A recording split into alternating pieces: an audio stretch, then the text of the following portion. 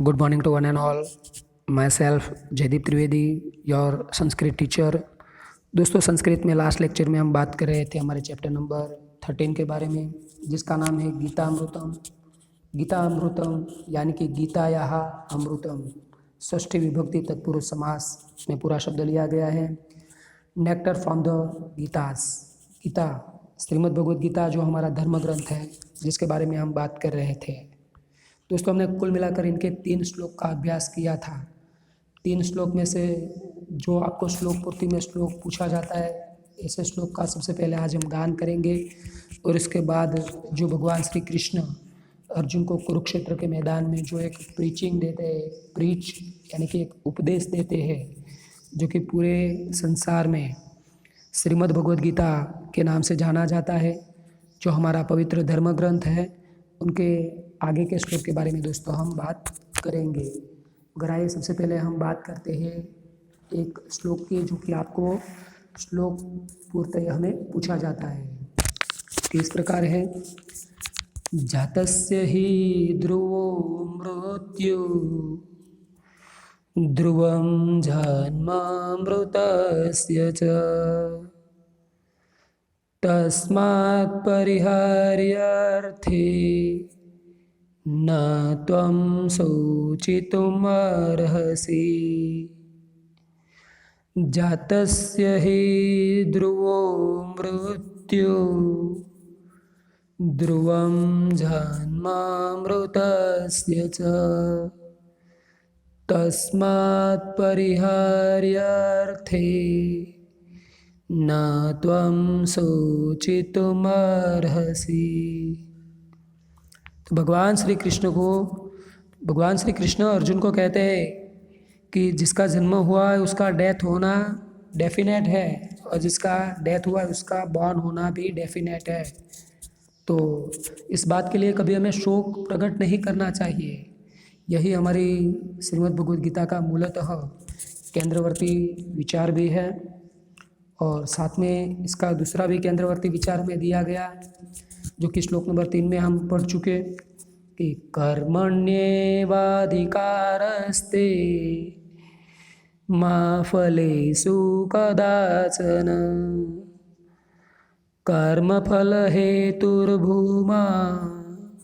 या तो हम ऐसा भी कह सकते हैं कि कर्मण्येवाधिकारस्ते मा फलेषु कदाचन मा कर्मफल हेतुर्भू मा ते संगोस्तव कर्मणि। तो यहाँ दोस्तों कर्मयोग का जो स्वरूप होता है, नेचर फ्रॉम द कर्मयोग के बारे में बात की गई। जो श्लोक के बारे में मैंने आपको बताया कि ये आपको अर्थ विस्तार में पूछा जाता है 3 मार्क्स में, तो आपको ये श्लोक लर्न करना है। आज हम बात करने वाले श्लोक नंबर 4 से लेकर 7 तक की। इसमें भी दोस्तों श्लोक नंबर 4 और 5, 4 और 5 जो है आपको श्लोक अर्थ विस्तार में पूछे जाते हैं। श्लोक नंबर 6 जो है वो आपको श्लोक पूर्ति में पूछा जाता है, और 7th ट्रांसलेशन के लिए है। ठीक है, तो अब बात करते हैं श्लोक नंबर 4 की। श्रद्धावान लभते ज्ञानम तत्परः संयतेन्द्रियः। श्रद्धावान लभते ज्ञानम तत्परः संयतेन्द्रियः। ज्ञानम लब्ध्वा परां शांति अचिरेण अधिगच्छति। तो ये श्लोक नंबर 4 जो है इस प्रकार है कि श्रद्धावान इंसान जो होता है वह ज्ञान प्राप्त कर सकता है, और ज्ञान प्राप्त करके उसकी जो इंद्रियां होती है उन्हें वह काबू में करके जल्दी से परम शांति प्राप्त करने की ओर जाता है। तो कहते हैं कि he who has with attained knowledge, he whose sense organs are controlled, who is diligent of exclusive devoted to knowledge, attains knowledge, and into time achieves highest kind of tranquillity. ठीक है, तो ये हुआ इसका ट्रांसलेशन। जो कि आपको पूछा जाए तो यहाँ आप देख सकते हैं। और यहाँ से आपको दोस्तों संस्कृत क्वेश्चन पूछा जाए तो मोस्ट टाइम पे रहेगा कि श्रद्धावान किम लभते, बराबर, श्रद्धावान लभते, उसके बाद फिलिंग द ब्लैंक्स ऐसा करके भी पूछा जाता है। तो श्रद्धावान लभते ज्ञानम, श्रद्धावान व्यक्ति जो होता है वह ज्ञान प्राप्त कर सकता है। कहते हैं कि श्रद्धावान लभते ज्ञानम। और उसके बाद जो क्वेश्चन पूछा जाता है तो उसके बारे में बात करें तो ज्ञानम कह लभते, ऐसा करके भी यही क्वेश्चन पूछा जाए, घुमाकर ट्विस्ट करके, ज्ञानम कह लभते, तो श्रद्धावान लभते ज्ञानम। दूसरा क्वेश्चन है कदा शांति अधिगच्छति, कब शांति प्राप्त करने की ओर जाता है, तो ज्ञानम लब्ध्वा शांतिम अधिगच्छति, ज्ञानम लब्ध्वा शांतिम अधिगच्छति। तो इतने इसके टेक्सचुअल क्वेश्चन आपको लर्न करने हैं दोस्तों। फिर से इसका ट्रांसलेशन एक बार आपके सामने मैं बोलता हूँ ताकि आप सुनकर भी अच्छा सा इसे लर्न कर सकते। He who has fight attains knowledge, he was sense organs are controlled, who is diligent or exclusive devoted to knowledge, attain knowledge and in no time achieves highest kind in tranquility। ठीक है, तो ये हुआ इसका translation. बात करते हैं grammar की, तो यहाँ दोस्तों आप देखें श्रद्धावान, वान प्रति लगाया है तो वानवती और वक्त होता है कर्तरी भूत कृदंत। श्रद्धावान होता है कर्तरी भूत कृदंत। उसके बाद लभते शब्द जो है तो वब में पूछा जाए लभ, लभ को ते प्रति लगता है तो होता है प्रेजेंट टेंस आत्मनेपदी अन्य पुरुष एक वचन। ठीक है, और लब्ध्वा, लब्ध्वा तो ध्वा प्रत्यय, जैसा मैंने बोला कि संबंधक के प्रत्यय त्वा इत्वा थिय और य, तो यहाँ दोस्तों कभी आपको साथ में त्वा के जगह पर ध्वा त्वा या द्वा ऐसा भी दे सकते हैं। तो ध्वा लगने से भी होता है संबंधक भूतकृदंत। तो ग्रामर में इतनी सारी बातें आपको यहाँ से याद रखनी है। और साथ में बात करें तो ये जो श्लोक है ये भी दोस्तों आपको अर्थ विस्तार में पूछा जा सकता है। तो यहाँ बात बताएगी कि जो श्रद्धा होती है हमारी, हमारा जो विश्वास होता है वही हमें अपनी जीत की ओर ले जाता है। और जिसके पास श्रद्धा होती है वही इंसान ज्ञान को प्राप्त कर सकता है। कहते हैं कि श्रद्धा के बिना कोई भी इंसान कभी भी ज्ञान प्राप्त नहीं कर सकता। कि हु हैज़ फेथ या फाइथ, जिसे हम कहें हु हैज़ फेथ, जिसके पास श्रद्धा होती है वही ज्ञान प्राप्त कर सकता है। तो इसको लेकर यदि मैं आपको एक एग्जांपल दूं तो जैसा कि हम लोग 8 में पढ़ चुके हैं कि जो एकलव्य और गुरु द्रोणाचार्य का जो एग्जांपल था, तो यहाँ हमें बात बताएगी कि एकलव्य जो है वह एक श्रद्धा का प्रतीक है। उसको अपने गुरु के प्रति श्रद्धा थी, उसको अपने खुद के प्रति श्रद्धा थी। श्रद्धा यानी कि एक विश्वास, फाइथ, तो ये विश्वास था तो इसके कारण वह ज्ञान प्राप्त कर सका और सर्वश्रेष्ठ धनुर्धर बन सका। तो जब तक आप खुद पर विश्वास नहीं रखेंगे, जब तक आप किसी और पर विश्वास नहीं रखेंगे या आपको किसी के ऊपर श्रद्धा ही नहीं होगी, तब तक आप कभी भी ज्ञान प्राप्त नहीं कर सकते दोस्तों। तो यहाँ ये बात बताई गई है कि जैसे जिसकी श्रद्धा वैसा उसका ज्ञान। तो संस्कृत में भी इस बात को लेकर कहा गया है, यो यत् श्रद्धेय, यो यत् श्रद्धेय यह तत्ज्ञानम, यो यत् श्रद्धेय तत्ज्ञानम। जैसे जिसकी श्रद्धा वैसा उसका ज्ञान। जिसके पास जैसी भी श्रद्धा होती है उसको उसके रिलेटेड ही ज्ञान प्राप्त करना पड़ता है, उसे श्रद्धा के हिसाब से ही ज्ञान मिलता है। ठीक है, यदि आप देखें कि आप खुद पर सेल्फ कॉन्फिडेंस आपके पास नहीं होगा या आपको दूसरों पर यकीन नहीं होगा, तो कभी भी आप शांति का अनुभव नहीं कर सकते। ठीक है, तो ये बात यहाँ इस श्लोक में बताई गई है। तो ये हुआ श्लोक नंबर 4। अब बात करते हैं श्लोक नंबर 5 की। श्लोक नंबर 5 जिनमें भक्त के प्रकार बताए गए हैं कि श्लोक नंबर 5 कहते हैं कि the types of devotees. Devotees का मतलब होता है भक्त। भक्त का जो प्रकार होता है कि कितने प्रकार के भक्त होते हैं। तो भगवान श्री कृष्ण अर्जुन को कहते हैं चतुर्विधा भजन्ते माम जनाः सुकृतिनो अर्जुन आर्तो जिज्ञासु अर्थार्थी ज्ञानी च भरतशर्मः।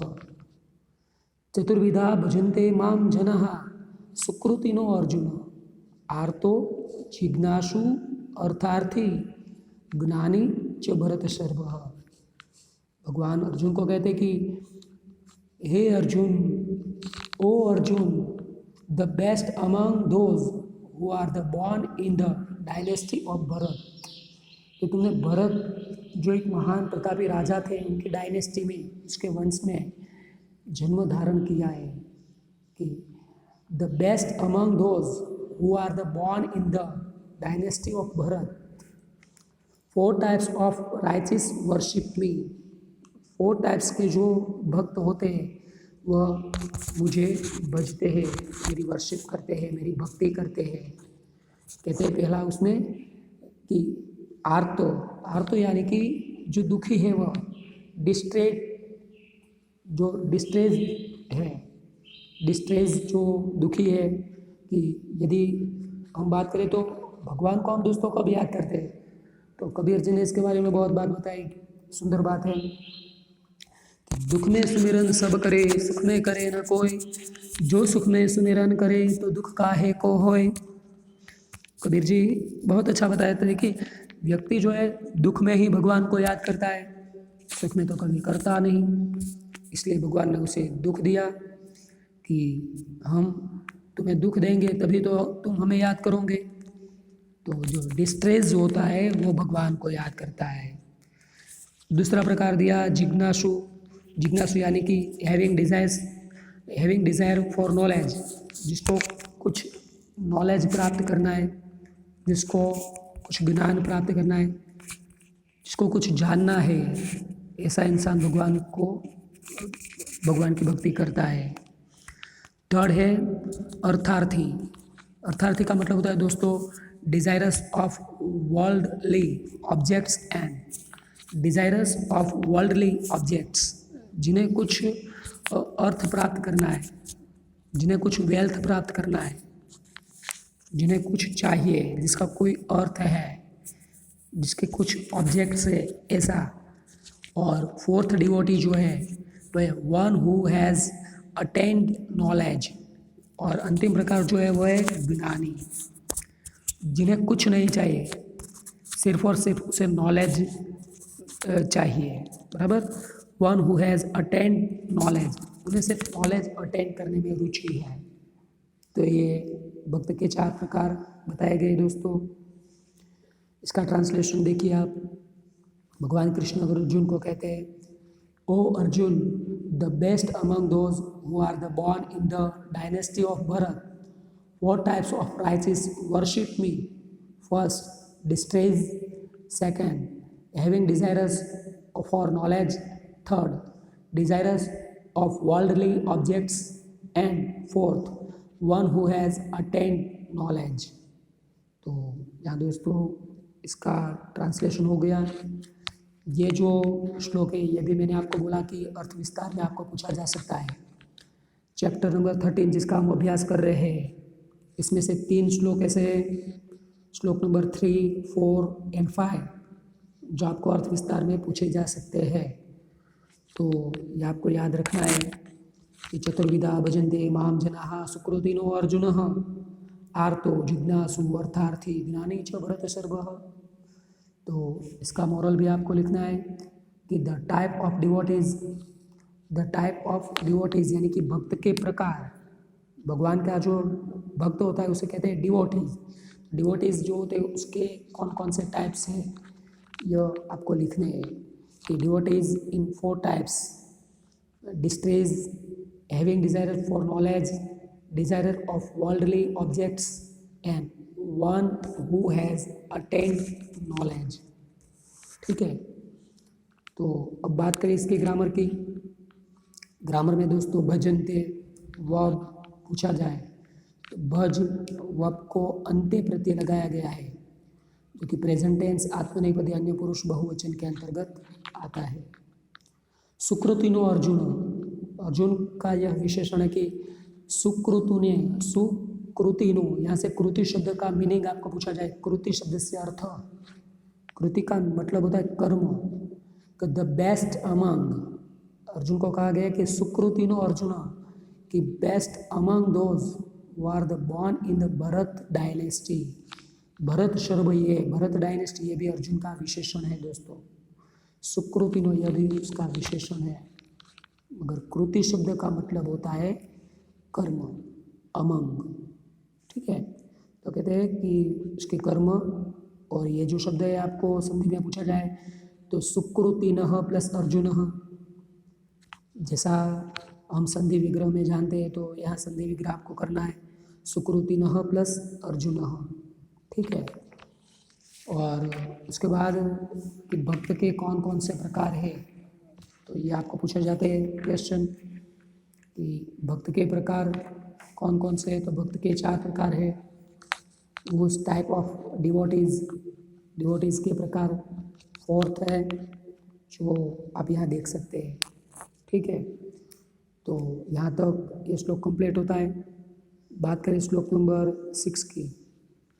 श्लोक पूर्ति का श्लोक है और इस प्रकार पूछा जाता है, यस्मान्नो द्विजते लोको लोकानो द्विजते च यः हर्षामर्ष भयोद्वेगे मुक्तो यः सच में प्रिय।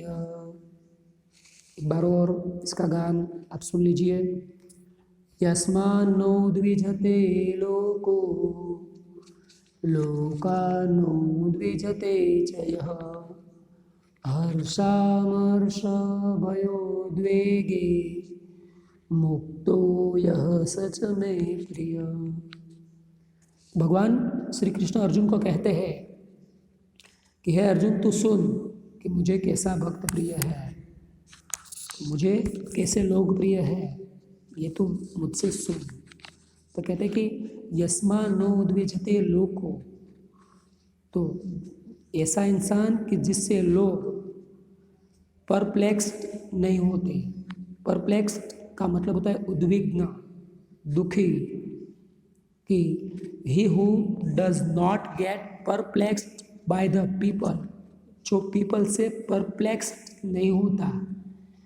परप्लेक्स्ड का मतलब होता है दोस्तों उद्विग्न, खिन्न, दुखी, कि who he does not gate perplexed by the people. और दूसरे में बताया गया कि लोकानो द्विजते च यः, जो लोगों से उद्विग्न नहीं होता और जिनसे लोग भी उद्विग्न नहीं होते। तो and by whom people are not perplexed and who is the free from joy. तो जिनसे कहते हैं कि लोग भी उद्विग्न नहीं होते, कि by whom people are not perplexed. और दूसरी लाइन में कहते हैं हर्षा मर्ष भयोद्वेगे मुक्तो है यह सच में प्रिय, कि who is free from Joy. Joy का मतलब होता है हर्ष, एनवी यानी कि अमर्ष, ईर्ष्या, इसके साथ फियर यानी कि भय, एंड शोरो यानी कि दुख। ये सारी बातें जो है इनसे जो मुक्त है, इसलिए कहा गया कि who is free is my favourite. जो कि इतनी सारी जो चीज़ें यहाँ पर बताई गई कि free from joy, envy, fear and sorrow, इनमें से जो मुक्त है वो मुझे प्रिय है, इज़ माई फेवरेट। कहते हैं कि who he does not gate perplexed by the people and by whom people are not perplexed, and who is free from joy, envy, fear and sorrow is my favourite. तो ये हुआ दोस्तों इसका translation. अब बात करें तो ये जो श्लोक है को श्लोक पूर्ति में पूछा जाता है, और इसके कुछ क्वेश्चन की मैं बात करूँ तो कह भक्त भगवत प्रिय, कह भक्त भगवत प्रिय, ऐसा टेक्सुअल क्वेश्चन आपको पूछा जाए तो हर्षामर्ष भयोद्वेगे मुक्तो यः सह भक्त भगवत प्रिय। यहाँ दूसरी लाइन जो देखते हैं इसके आधार पर आपको आंसर लिखना है कि हु हैज़ फ्री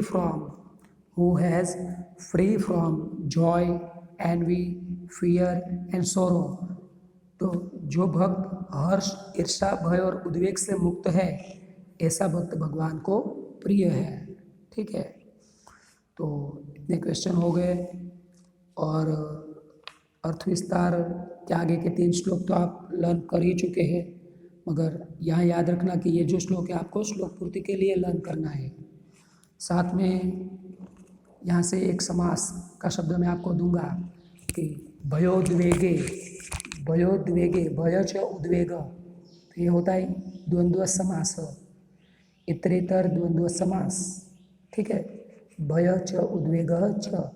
वैसे ही हम हर्षामर्ष भी ले सकते हैं, हर्षः च अमर्षः च, ये भी होता है इतरेतर द्वंद्व समास। ठीक है, तो यहाँ तक इस श्लोक को हम रखते हैं, और अब बात करते हैं श्लोक नंबर 7 की। प्रवृत्तिं च निवृत्तिं च कार्याकार्ये भयाभये बंधम मोक्षम च यो वेति सा बुद्धि ही पार्थ सात्विकी। भगवान अर्जुन को कहते हैं कि हे अर्जुन, तो सुन कि O Arjun, the intellect that understanding thus inclination towards action and with withdrawal from action, कि जो इंसान प्रवृत्ति कहाँ करनी है, कब हमें उनमें से निवृत्त होना है, और जो इंसान कब हमें एक्शन लेना है और कब हमें एक्शन नहीं लेना है, यानी कि कार्य और अकार्य को जानता है।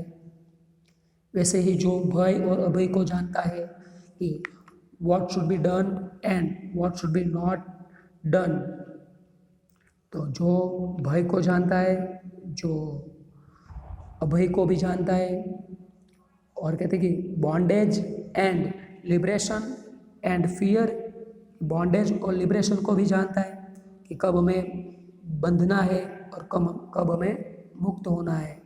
बॉन्डेज यानी कि बंधन, जो बंधन और मुक्ति को भी जानता है।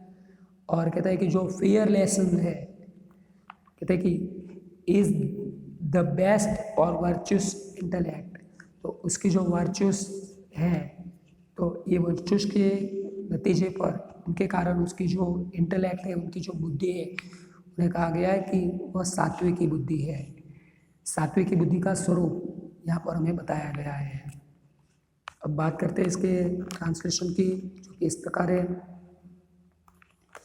तो आप देखिए, भगवान कहते हैं, O Arjun, the intellect that understand does inclination towards action and withdrawal from action, कि कब हमें एक्शन लेना है, कब एक्शन में से विथड्रॉल हो जाना है, what should be done and what should be not done, bondage and liberation and fear as well as fearlessness is the best for virtuous intellect।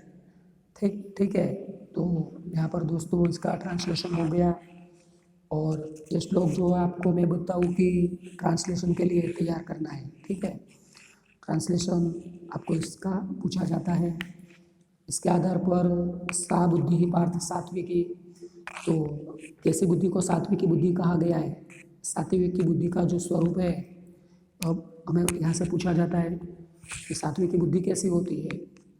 तो जो बुद्धि है वह प्रवृत्ति और निवृत्ति जानती है, कार्य अकार्य और भय अभय, साथ में बंधन और मुक्ति को जानती है, ऐसी बुद्धि सात्विकी होती है। प्रवृत्ति हमें कहाँ करनी है और कब हमें निवृत्त होना है। ठीक है, कि प्रवृत्ति और निवृत्ति कौन सा कार्य हमें करना है और किस वक्त उसमें से अटक जाना है, कौन सा कार्य करना है और कौन सा कार्य नहीं करना, कब हमें फियर की फीलिंग्स करनी है और कब नहीं करनी, कब बॉन्डेज होना है कब बॉन्डेज नहीं होना है। तो ये सारी चीज़ें जो जानता है, ऐसी जिसकी बुद्धि है, उसकी बुद्धि को यहाँ कहा गया है कि ऐसी बुद्धि सात्विक की बुद्धि है। सात्विक की बुद्धि का स्वरूप दोस्तों यहाँ पर बताया गया है। साथ साथ में ग्रामर की हम बात करें तो कार्य अकार्य, कार्य और अकार्य जो कि इतरेतर द्वंद्व समास हो गया। वैसे ही भय और अभय, तो भय और अभय यह भी इतरेतर द्वंद्व समास हो गया।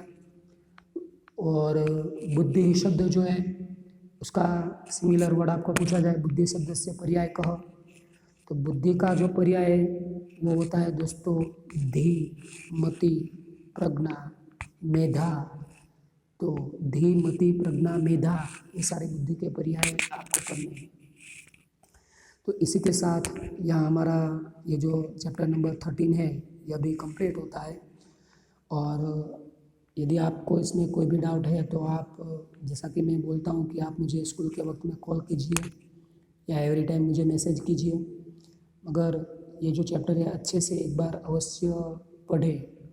चैप्टर नंबर 13 जो है मोस्ट इम्पोर्टेंट है हमारे लिए, क्योंकि इसका मार्क यदि हम बात करें तो 4 मार्क्स का मार्किंग है, मगर इसके अलावा भी ये विकल्प में भी इसके कई सारे प्रश्न पूछे जाए तो इसका मार्किंग बढ़ जाता है दोस्तों। तो आपको अब तो इसके जो अर्थ विस्तार, श्लोक पूर्ति जो भी मैंने बताया वो उस हिसाब से तैयार करते ही जाना है ताकि हमारा एक चैप्टर कंप्लीट हो जाए। ठीक है, आप मेरे इस वीडियो को पूरा अवश्य देखिए। उसे कुछ समझ में ना आए तो मुझे कॉल कीजिए, मगर देखना तो उसे लाइक कीजिए और सब्सक्राइब कीजिए। इसी बात के साथ मैं यहाँ पर आज का वीडियो लेक्चर समाप्त करता हूँ। अस्तु।